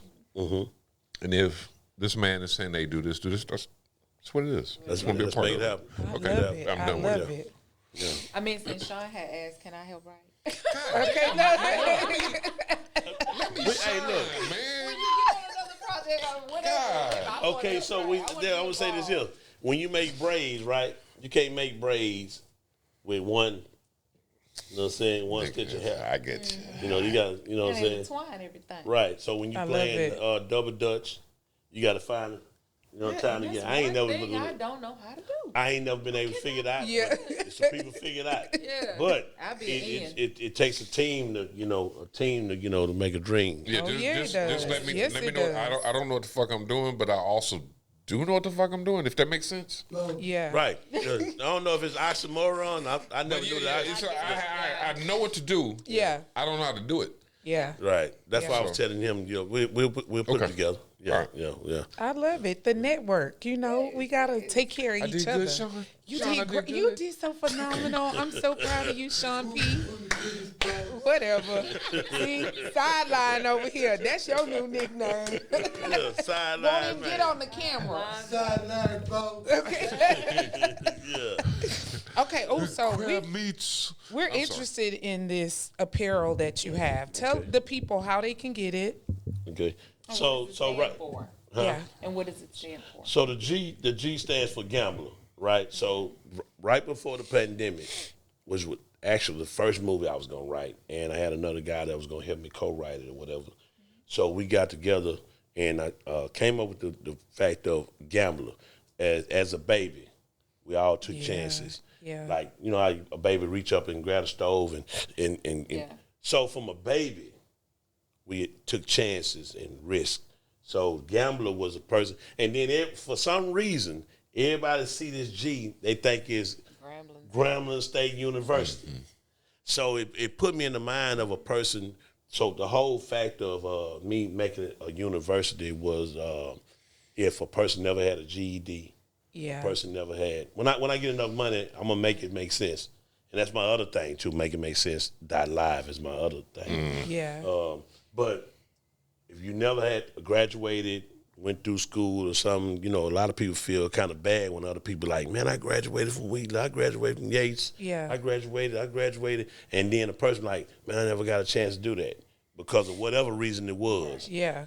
Some people it wasn't because they just dropped out. They dropped out for some reason. I got a really close homeboy that fit that mold. Right. So I wanted to make this to where when you start purchasing the items, you are actually enrolling into the college. Yeah.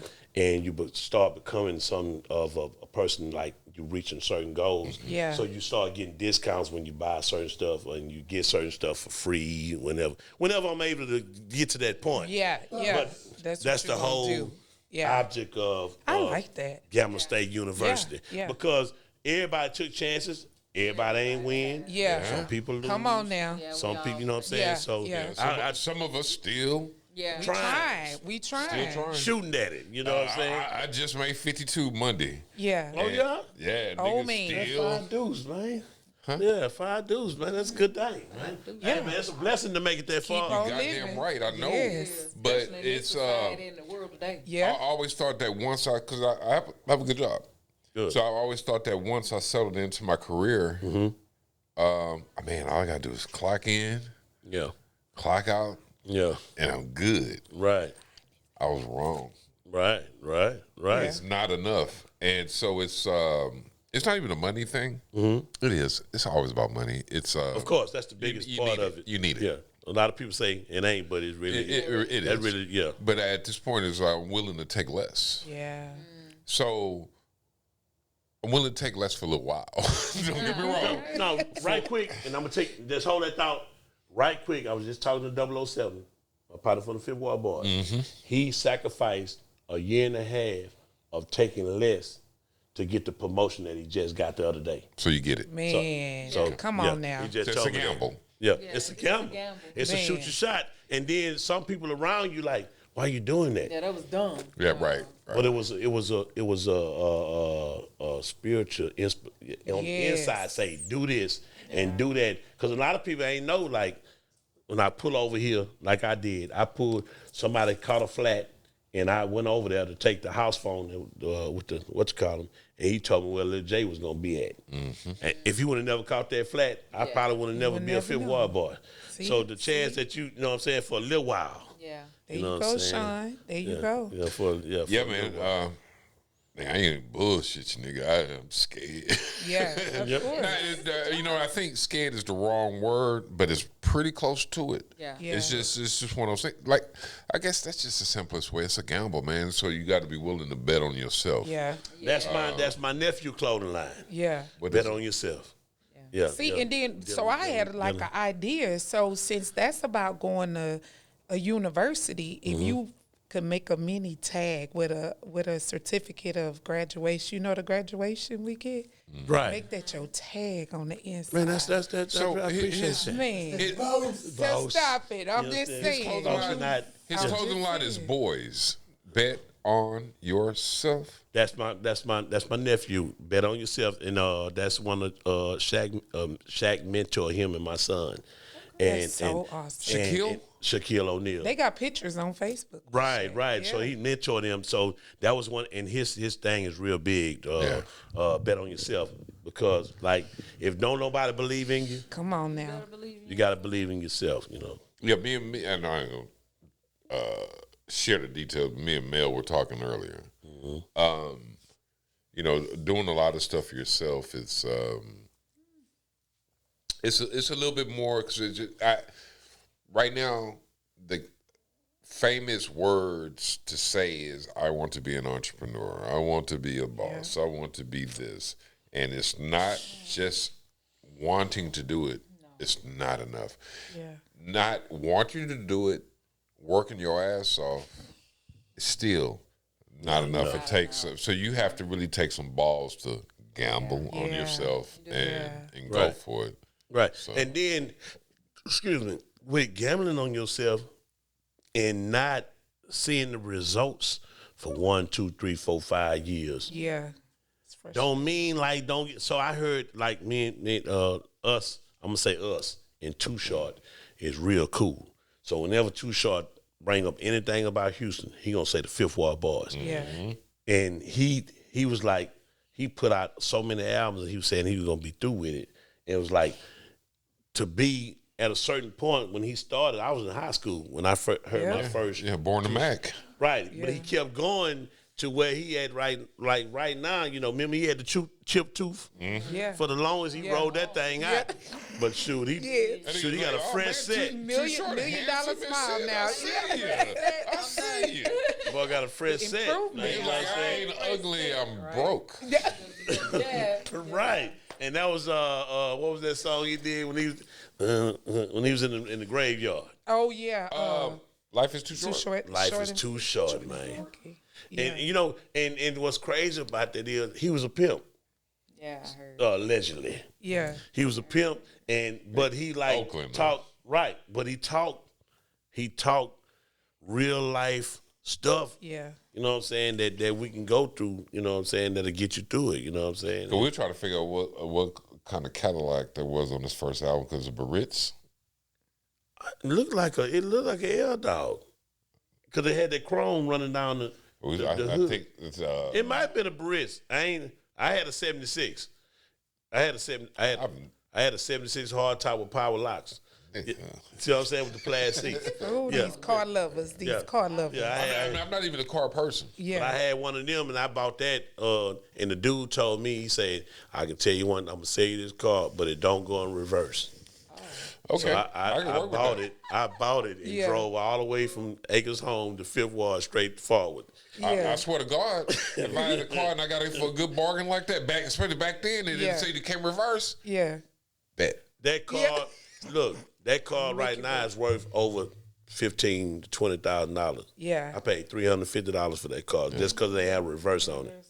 Yeah, and I made that shit work though. Yes, sir. Yeah. No doubt. Yes, yeah, I pushed that thing. This guy, his car didn't go in reverse either.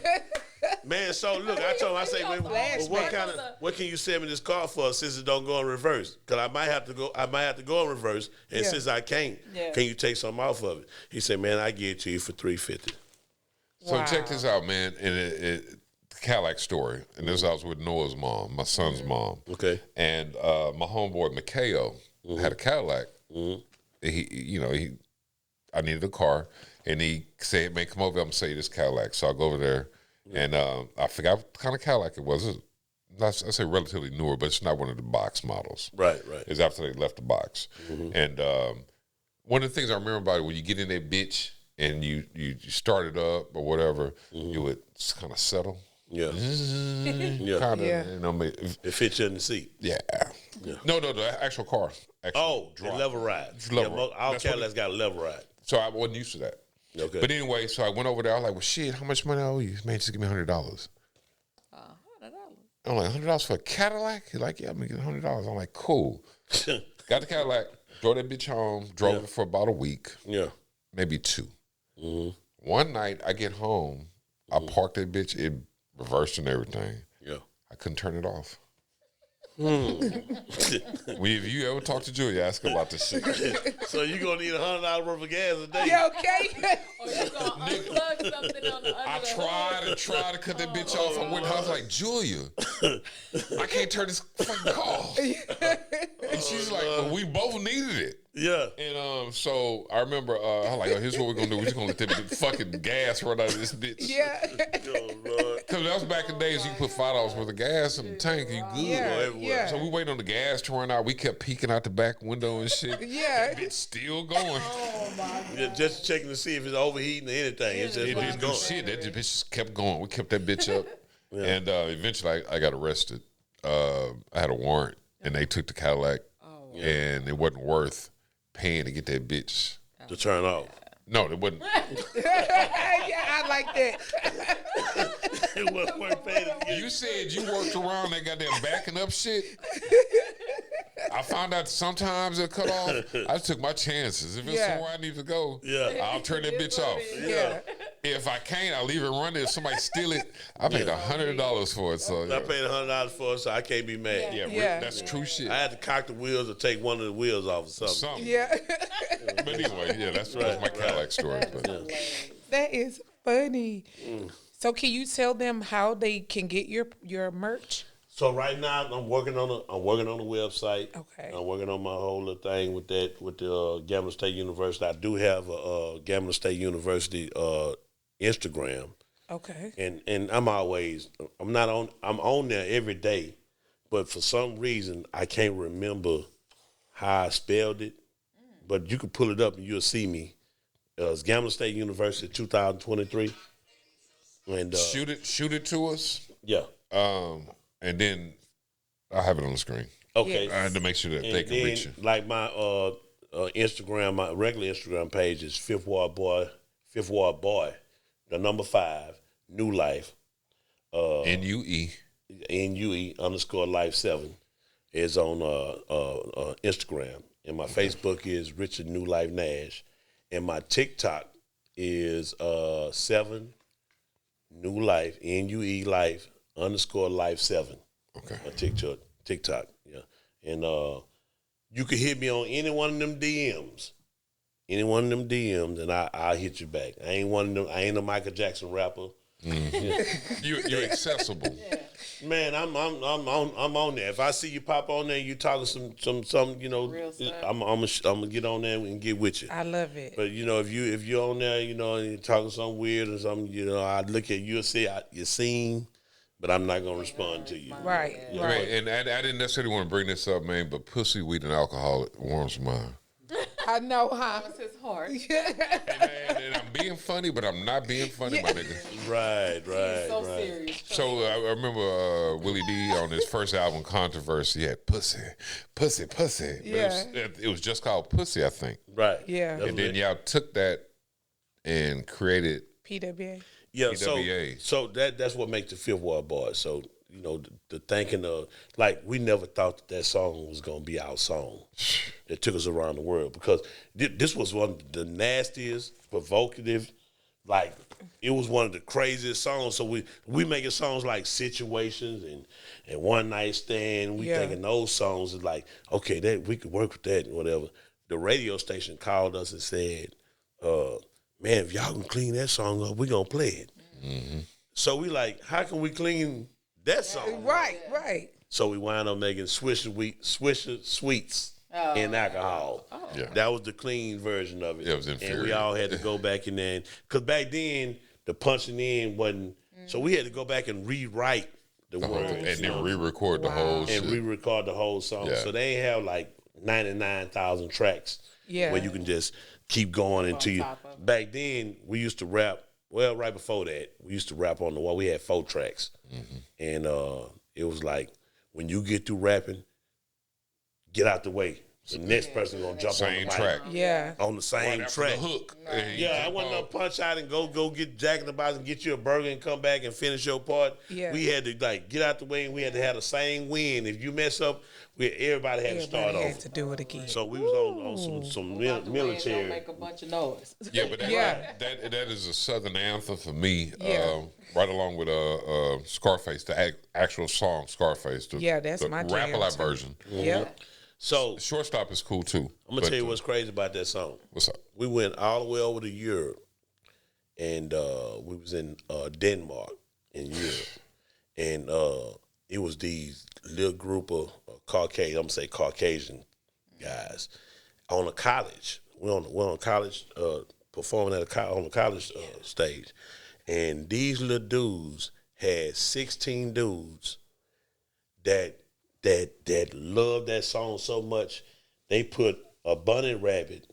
They didn't put PWA, but they put PWP. I can't remember what it really stood for. Uh-huh. But they put PWP in it from that song. And this not me bragging on me. It was a dude.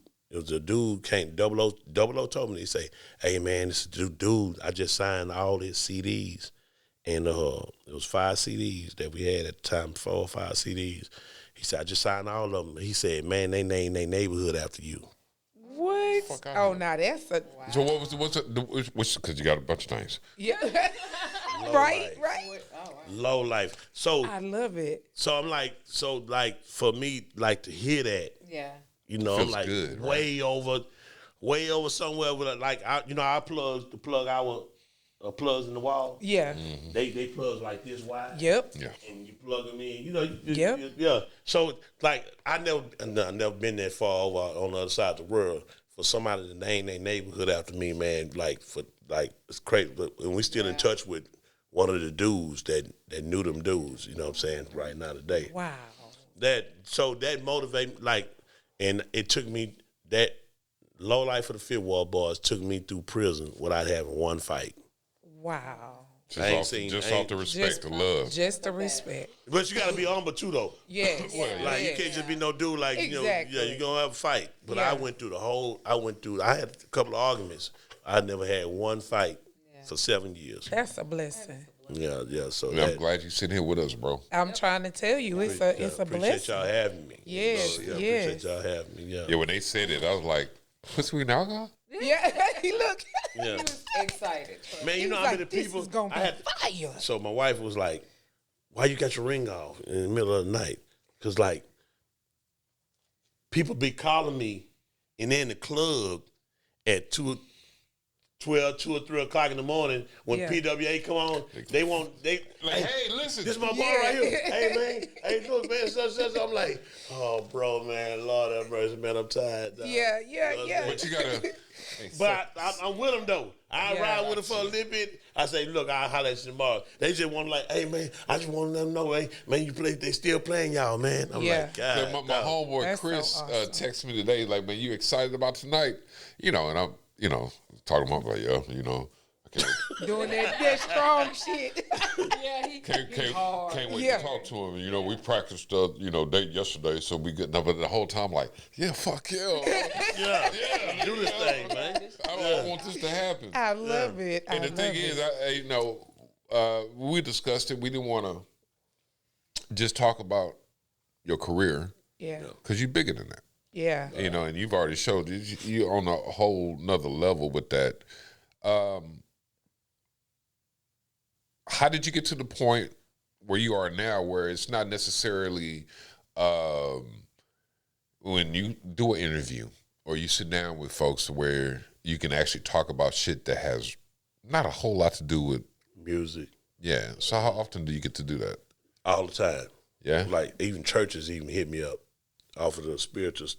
Yes. They even, hey man, can you come to my church and talk to the kids, and y'all can go there. That's why I changed my name to NUE Life. Yeah. Because it universe me to other other platforms, and like it'd be people hitting me.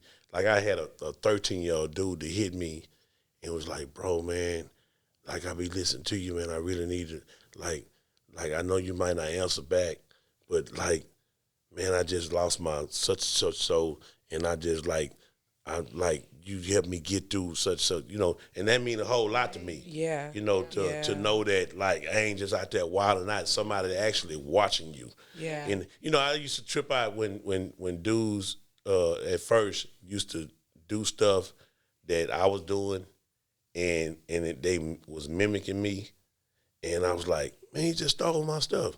Nah. And I thought about it. I said, man, you know what? Michael Jackson wasn't mad when they wore his red jacket with all the zippers. Yeah. It's an homage. It's a form of I'm flattery. like, that means something I'm doing means something is working. Yeah. So I don't look at it like that no more. I'm like, man, that I'm happy that I'm very happy that I can say that I'm a person that you can look up to, and if you take the advice, because my free game thing is really advice. Exactly. So if you take the advice, because of something that was similar to your life, you can use it. Yeah. And it'll benefit you. Oh, yeah.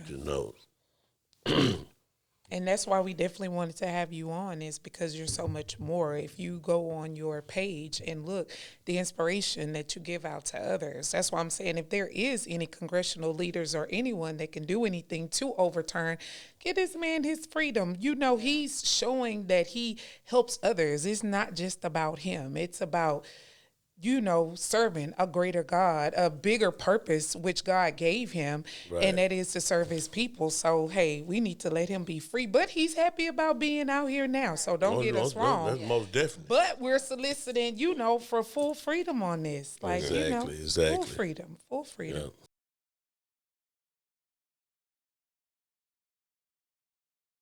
And we thank you for coming on. Like, we thank you for taking your time up with us. This has been amazing and awesome. Yeah, this has been great, bro. Man, appreciate it. Most definitely. I'm enjoying myself too. Yeah. I anytime I say this, said that before. My last thing with the girl I went to high school with, anytime I could be around good people and enjoy myself, I ain't got to look over my shoulders and all that type of stuff. Man, I'm enjoying it. Yeah, because we done already killed all our ops. Well, right. Yeah, hey, once again, I want the killer. I don't want to die, and then I give it to you another time. You know what I'm saying? So ops, you out of here. Yeah. You know what I'm saying? Yeah. Yeah, I'm being silly, but we actually we're really excited to have you in here, just to have your insight, and also want to make sure that you're comfortable. You giving the website for your? I'm working on it. Okay. So those sites I just said, in the near future, real near future, Yeah. I will be putting on my website where they can actually go on there and pick what they want. Like, so right now, recently I had a couple other things I had going on. My son got a clothing line. I Am the Future. Yeah. So I bought a lot of stuff, and I realized like people be wanting a variety of stuff. Yeah. You know. Yeah. And like the cloth, they want a variety, and I was sitting on a lot of the stuff. Yeah. You know what I'm saying? Because the person want this size, I want this color, this, the opposite, whatever. So I said, you know what, I'm only going to get what people order. Yeah. Right. And that'll save me a lot of, So that's where I'm at right now, and I can give me a warehouse full of stuff where I can just say, okay, this is what they want. That's right. Yeah, so. We're all on the same. Working on it. All on the same page. It's a brand new podcast. We've been working together for a little while past the... beyond the time period that this particular podcast has been up. Yeah. Right. I've been knowing her forever. So with that being said, though, you could tell when it ain't actually put together. Yeah. You can tell when it's unity. Yeah, it's just you didn't get to meet her. You can tell when the love is there, man. That's why I say I'm comfortable. You know what I'm saying? I seen what's it called? I don't know if he was comfortable or not. Rick Ross did something with the 85 South, and he said, "Man, let me go use the restroom real quick." And he never came back. Oh, wow. That's when we know we doing. So I went out to the car 2 times. Yeah. And came back twice. You know what I'm saying? We glad you came back. No doubt. Yeah. But in our defense, we have chicken wings. Yeah. So We got something to keep you here. Man, them boys is marvelous. You understand? Them chicken wings is marvelous. You understand me? And I'm not even eating fried stuff. Like, I'm trying to work on my healthy thing. Yeah. And but they say, every now and then they ain't gonna help you. Hurt you. Yeah. Oh, but wait. Before we go too far, we can't forget. Okay. How do they get New Life residential area? We can't forget. How do they buy this CD? So that CD is on all platforms. Okay. Yeah. So if you got an Apple phone, I just learned this because I've been Android to my boy, and my family was like, man, you ain't. So look, I'm gonna tell you what I got tired of, which actually made me switch over to the Apple phone. I got tired of getting videos from people that look like an Alka-Seltzer. Oh yeah, it's distorted. That's me all day long. Yeah. She's like, man, can you send a better? Can you send it on Messenger? And he was still telling me we shoot a video. He say, bro, and he's like, man, if you had an iPhone, I could just easily airdrop it to you and all that. Yeah. So I'm still learning. I'm gonna tell you what I did the other day. You do that. Man, I did an interview the other day, and I had a cool little picture that I wanted to send my people, and I wind up. It said others, and I was like, okay, well, it's just the people that's close to me. I'm not familiar with the airdrop. Right. Man, I airdropped to everybody in the gym. Long as it wasn't a dick pic or something No, like I that. don't got nothing. Man, I airdropped. Like, what the Oh my gosh. So everybody looking at me like, So one dude came to me. He said, "Oh man, your son do look like John Morant." Yeah. I want to show you this. I'm like, Lord have mercy. Everybody looking at me like, so I had to tell him, I was like, man, bro, I was just trying to send it up to them people up there. Yeah. I wasn't trying to send it. Don't let them make you feel bad because they don't accept it. Oh my. No, but I felt. The reason why I felt bad because I didn't know. Yeah. And I was like, man, God, dog, man, I sent this thing to the whole gym. My biggest fear is that I'm going to accidentally send some shit You ain't got no I ain't got no business sending because I don't know technology. Yeah. Right. And so it's You just... don't know phone technology. You know this technology. That's different, though. Yeah. It's because this is whatever I decide to put out. Yeah. But, like, going live... I might mess around and not cut the camera off and get to looking at some shit and want to have some personal time to myself. And be like, well, hey, somebody call this nigga. Hey, you don't know it, man. He going on. Oh, Lord. Straight greasy time. Bro, you going ham. Yeah. Ham, you cut it off. What KD say on the Ice Cube album? Straight jacket. Yeah. Straight jacket. Yes, sir. Only you. Yes, only sir. you. That's all I'm gonna say. Not only me, you. man. So many people get caught up doing that shit. Not that necessarily, but they don't fully understand what they're dealing with. And No, but Biden said somebody that's a stupid son of a bitch, and they caught him saying it. You know, they heard. Yeah, he was like a hot mic. Hot mic. Man, if you could hear some of the shit we cut out. Ooh. Man. Yeah, some of this stuff going to cut out. But everything we talked about tonight, man, made the job real easy as far as editing. Switch camera angles and all that, but everything you said was just 100, man. It's just stuff that people necessarily need to hear, but just hearing your story, what you've been through. And I tell you, it's not hyping you up because you're here. I fuck with y'all. Right on. Yeah. Man, appreciate it, man. Y'all. Man, appreciate that, man. You know. Yes. Yeah. Okay. He was so excited. I mean, we appreciate that. Okay, all right, I speak for them too. You know. Yes. When are y'all gonna perform? The Fifth Ward Boyz gonna perform again? Or? On the 30th Okay, where? of June. Where? At this place called Peter's Playhouse. Peter's Playhouse. It's on 1960 and 290.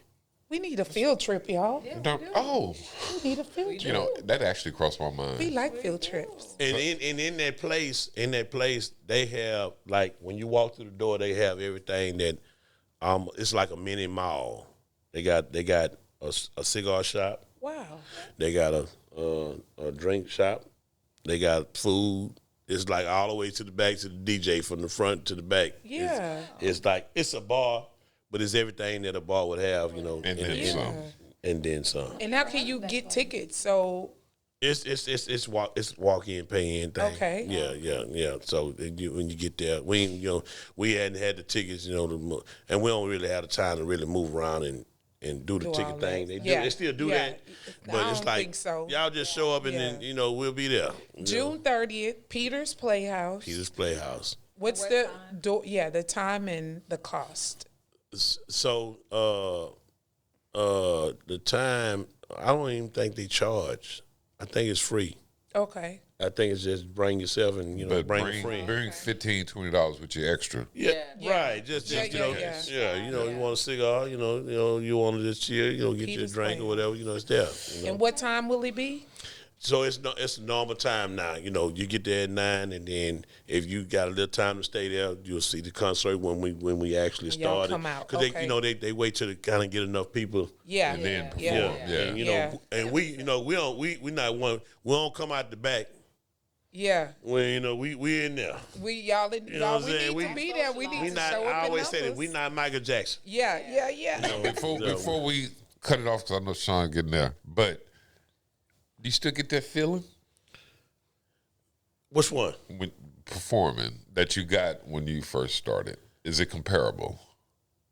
So with my new music, I do get a little different. I get the same feeling when I started because I want to, I'm still a little fumble with some of the words or whatever, but, we actually play the words now behind the songs. Right. A lot of artists do that, because they be a little enhanced, with the whatever. Right. Then some people just not knowledgeable, to get up there and just say what they know right. or whatever. But I do get the feeling when I get the mic, but I do enjoy getting it.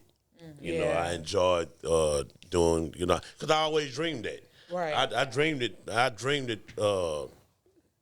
probably like a little bit right after elementary, when I really realized like some other people could be on TV. Yeah. I say, man, my dream is to get on stage and on TV one day.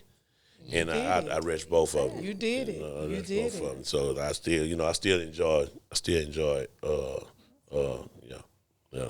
So, and then I'm tell you what hip it is like when we be in certain places and do say, man, I ain't no millionaire, but I'm 1,000 now.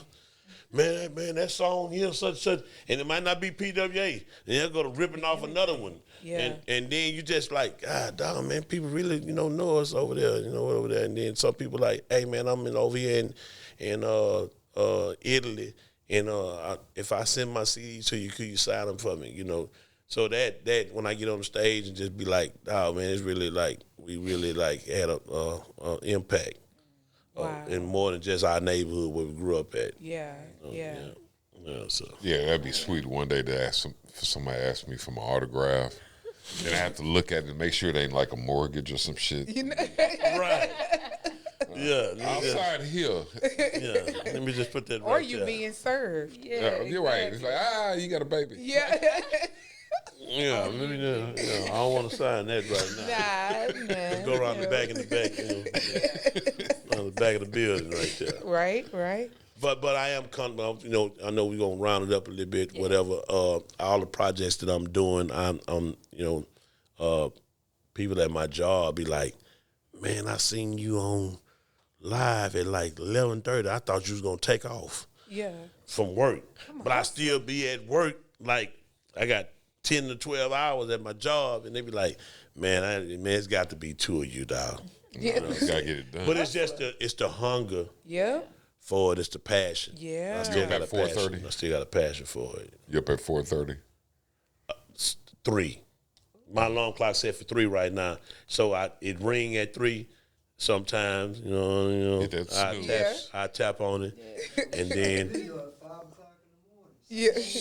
Right on, you know what I'm saying? He already know. Yeah. And then, one day I called him, and they told me, they were like, man, it really ain't no work today. You know what I'm saying? You can go ahead and go back to the house. I called him. We shot a video at 6:30 in the middle of an alley, and it got like 5,000 views quick. It was on the humbug, Yeah. Yeah, just because, it's the passion for it. I called him. I say, hey, bro, what you doing? He say, what's up?